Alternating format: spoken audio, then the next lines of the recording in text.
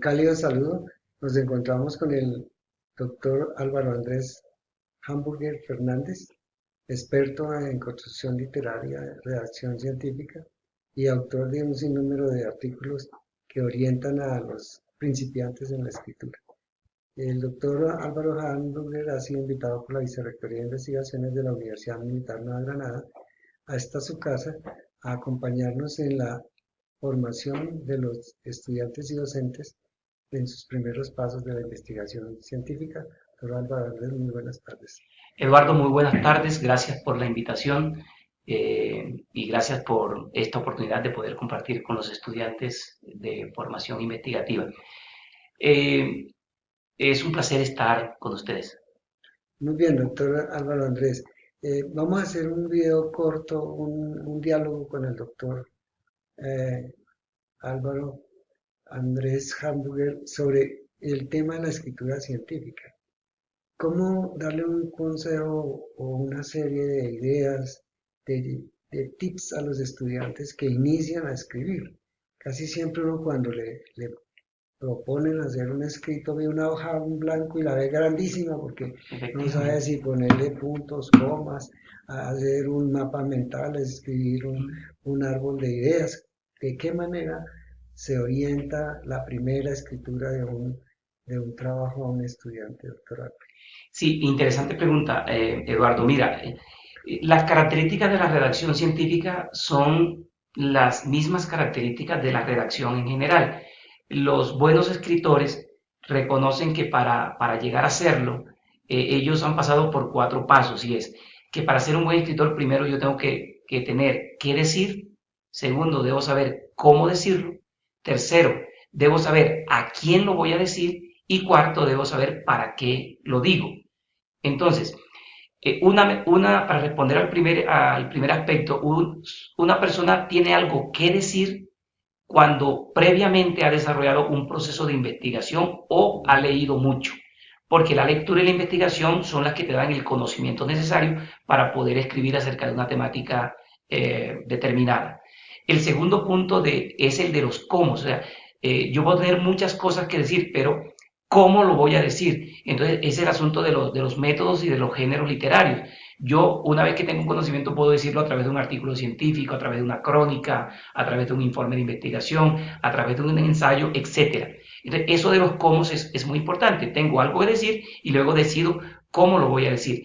Lo tercero sería a quién se lo voy a decir, porque los públicos determinan la estructura, los contenidos y en cierta forma las intencionalidades de los escritos. Por ejemplo, no es lo mismo escribir para niños que escribir para adultos, o escribir para un público docto que escribir para un público neófito. Entonces, eso de tener claro para quién voy a escribir es muy importante. Y lo cuarto sería la finalidad del escrito, el para qué escribo. Es muy importante porque yo a través de un escrito yo puedo escribir para hacer reír, para informar, para hacer llorar, para persuadir, y eso determina la estructura y el contenido de un artículo, de un escrito. Ahora, esas son las características de la redacción en general. En cuanto a la pregunta específica que tú haces de cuáles son las características que debería tener una escritura de corte científico, entonces básicamente para que el escrito sea científico debe acoger las mismas características de la investigación científica, es decir, sistematicidad, rigurosidad, explicabilidad, contrastabilidad, etcétera. Pero básicamente las características de la escritura científica son tres: claridad, precisión y concisión. Claridad, precisión y concisión. Los escritos deben ser claros, deben ser precisos, deben ser concisos. A un escrito científico no se le pide que tenga florituras literarias, ni símiles, ni metáforas. Realmente un escritor científico es una persona que escribe objetivamente, dice lo que tiene que decir y lo dice en las palabras precisas. En una entrevista anterior con el maestro Fernando Soto Aparicio, en paz descanse, se le preguntaba a él si qué era lo que había que hacerse, si era más investigar que escribir, o más leer que escribir, o leer y escribir. Y él contestaba muy hábilmente que había que leer el 50% tanto como escribir. Ah, Es decir, que nadie puede, decía él, tener de qué escribir si antes no se ha documentado. muy cierto. Doctor Álvaro, ¿qué orientación se le puede dar al estudiante? El resultado de un escrito es también el resultado de escribir, de leer alrededor del escrito. Sí, mira, precisamente García, y eso es muy cierto, García Márquez se autodefinía como un trabajador de la escritura. Y él reconocía que antes de, y lo reconocen los grandes escritores en general, que antes de llegar a ser grandes escritores fueron grandes lectores. García Márquez dice que cuando él era joven, él devoraba, y esa es la palabra que utiliza, yo devoraba todos los libros que caían en mi mano. Entonces, claro, digamos que la escritura realmente no es un acto primero, ¿verdad? La escritura es un acto segundo, es decir, es producto de algo, es consecuencia de un acto primero, que en este caso sería o que yo he leído mucho, o que yo he investigado un tema, o que he tenido la capacidad de reflexionar, de interiorizar las vivencias o las cosas que me han pasado a mí en la vida. Entonces, o reflexión, o lectura, o investigación, pero si uno no nutre el intelecto con estas actividades, es muy difícil que tenga algo interesante que decir a través de la escritura. Cuando el estudiante va a iniciar, que esa hoja, como ya lo decíamos antes, se ve grande en blanco, ¿cómo orientarlo que haga un esquema, como una orientación, un mapa mental, o como decíamos ahora, por lo menos un cuadro sinóptico, decíamos en nuestra época, de cómo voy a darle la estructura al escrito? ¿Qué voy a decir primero? ¿Cuál es la idea segunda? ¿Cuál es la idea tercera? ¿Cómo voy a cerrar? Y también, si nos colaboras, un poquito el tema de los conectores lógicos. Sí, muy bien. Mira que hay una escritora que yo recomiendo, una escritora italiana que se llama María Teresa Serafini. Todo eso que tú acabas de mencionar, ella lo reduce en tres pasos.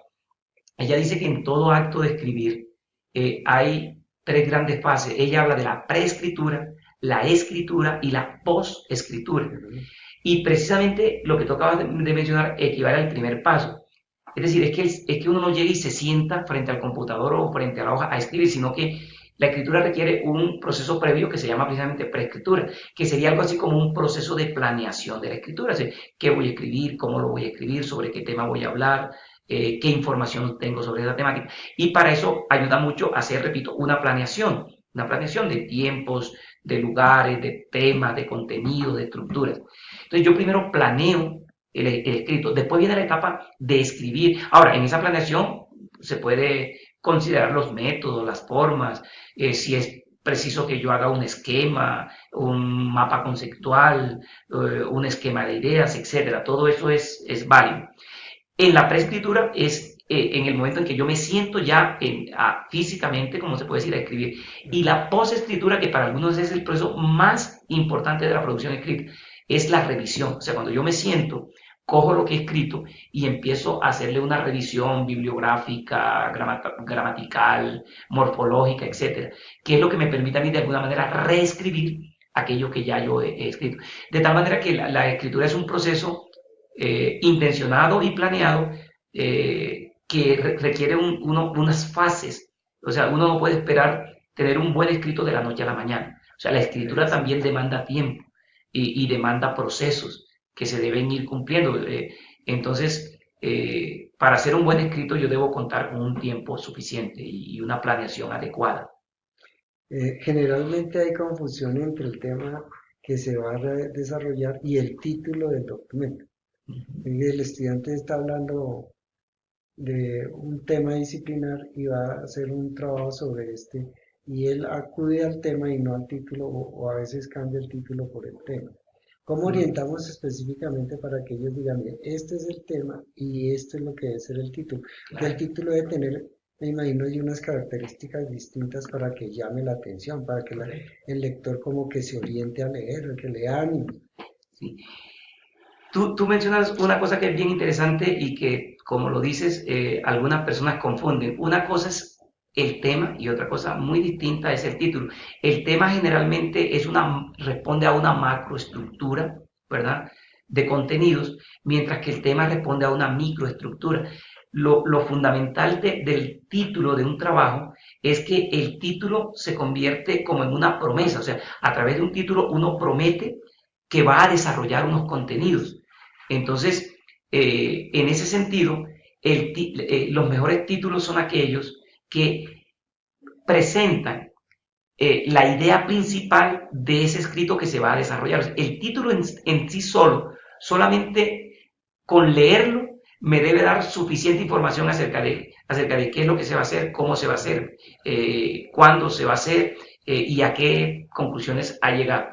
En esa medida, por ejemplo, hay que combinar eh, la efectividad del título, o sea, que responda como idea central al desarrollo, pero, repito, combinar esa efectividad también con lo estético, ¿verdad? Con lo que tú mencionas, y también un poco como con lo práctico.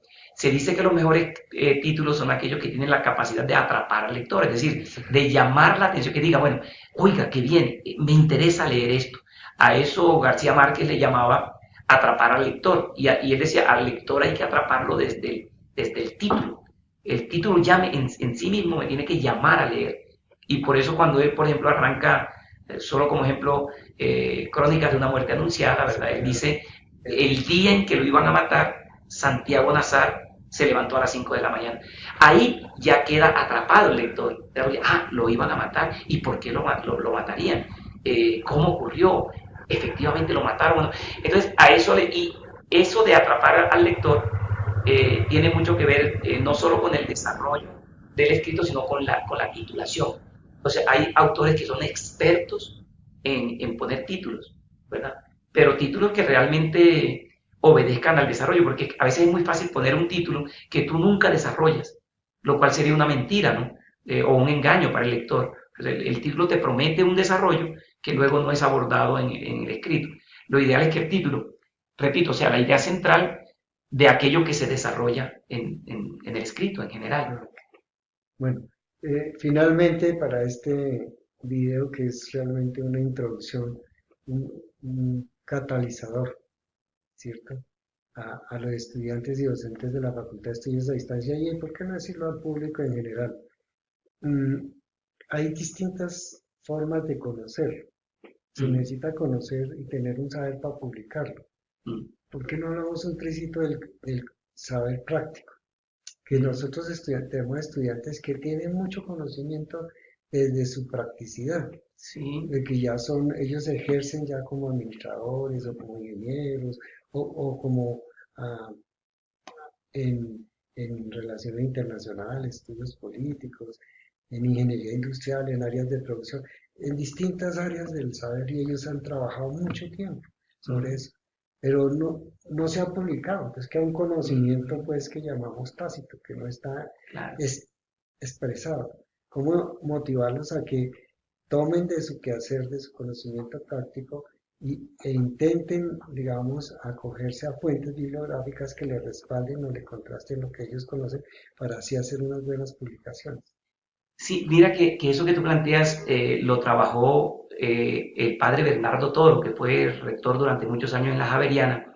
Él decía que eso que tú planteas, él decía que hay el conocimiento incorporado, que es ese conocimiento que las personas tienen incorporado, o sea, en su cerebro, y el conocimiento objetivado, que es el conocimiento que ya no solamente está en la mente de la persona, sino que la persona ha logrado transcribir Sí.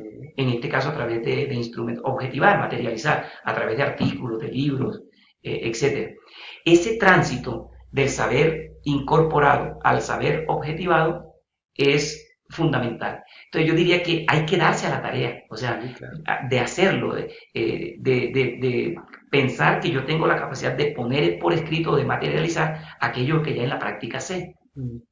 Muy bien, mi doctor Álvaro Hamburger, este ha sido, como se dice popularmente, un abrebocas con el solo sentido de buscar que los estudiantes entren por el sendero de la escritura, que se motiven y escriban su primera página.